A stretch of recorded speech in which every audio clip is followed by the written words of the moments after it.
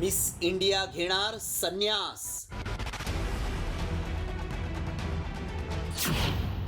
सनातन धर्माच्या प्रसारासाठी बनली श्रीलक्ष्मी.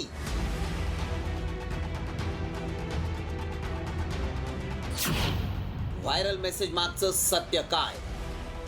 अभिनेत्री, miss India, miss world tourism, राष्ट्रपती पुरस्कार विजेती आणि आता साध्वी.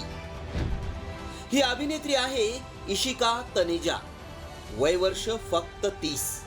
मात्र अभिनय क्षेत्रात यशाच्या शिखरावर असताना तनेजानं ग्लॅमरस दुनिया सोडून आता अध्यात्माचा मार्ग पत्करलाय.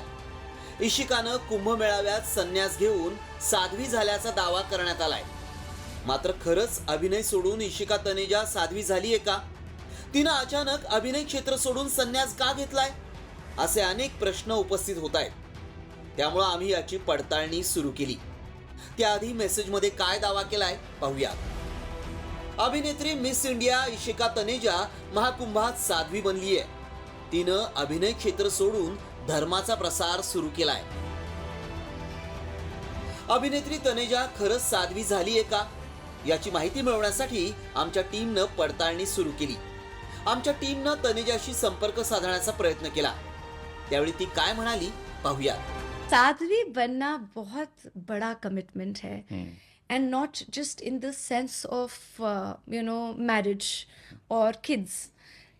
उसमें बहुत ज़्यादा चीज़ें हैं और क्या मैं अभी उतना बड़ा कमिटमेंट कर सकूं, ये बहुत ही बड़ा प्रॉमिस है अपने आप से और हायर कॉन्शियसनेस से.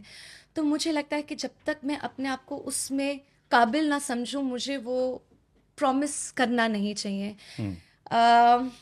चाहत है पर अभी वो कमिटमेंट नहीं है. त्यामुळे आमच्या पडताळणीत काय सत्य समोर आलं पाहूया. अभिनेत्री इशिका तनेजा साध्वी बनलेली नाही. सनातन धर्माच्या प्रसारासाठी तिनं गुरुदक्षिणा घेतलीये. इशिका श्रीलक्ष्मी बनून सनातन धर्माचा प्रसार करतीये.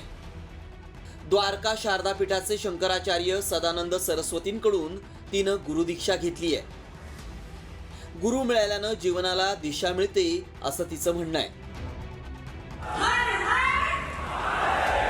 सनातन धर्माचा मी प्रचार करत असेल तर अडचण काय असा सवालही तिनं उपस्थित केलाय.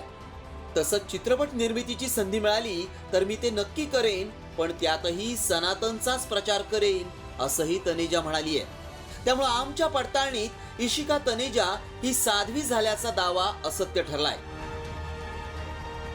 फक्त सनातन धर्माचा प्रसार करण्यासाठी गुरुदक्षिणा घेतल्याचं समोर आलंय. ब्युरो रिपोर्ट, साम टीव्ही न्यूज.